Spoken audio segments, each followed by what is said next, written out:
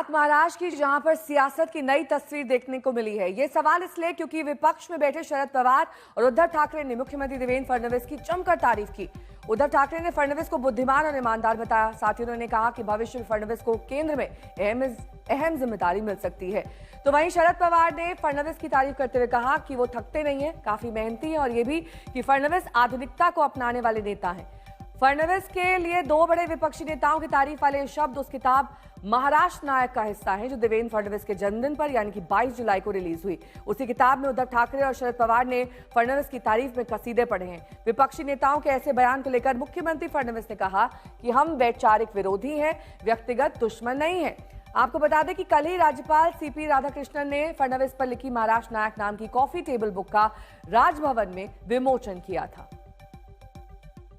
विद्या मेरी सहयोगी जुड़ गई हैं तमाम जानकारी के साथ। विद्या, जिस तरह के कमेंट्स विपक्षी पार्टियों ने फडणवीस के लिए दिए हैं, जाहिर तौर पर फेदर ऑन द कैप तो है ही, लेकिन आने वाले वक्त में क्या इससे कुछ संकेत मिल सकते हैं गठजोड़ के?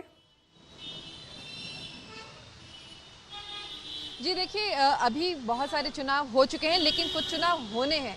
जैसे फॉर एग्जाम्पल अभी कुछ दिनों में महाराष्ट्र में अलग अलग, सिर्फ मुंबई म्यूनिसिपल कॉर्पोरेशन में नहीं, ठाणे म्यूनिसिपल कॉर्पोरेशन ले लीजिए, नवी मुंबई, मीरा रोड, मतलब आप कह लीजिए जितना मीरा भाईंदर से लेकर महाराष्ट्र में जितने म्यूनिसिपल कॉर्पोरेशन है, सब में चुनाव होने हैं।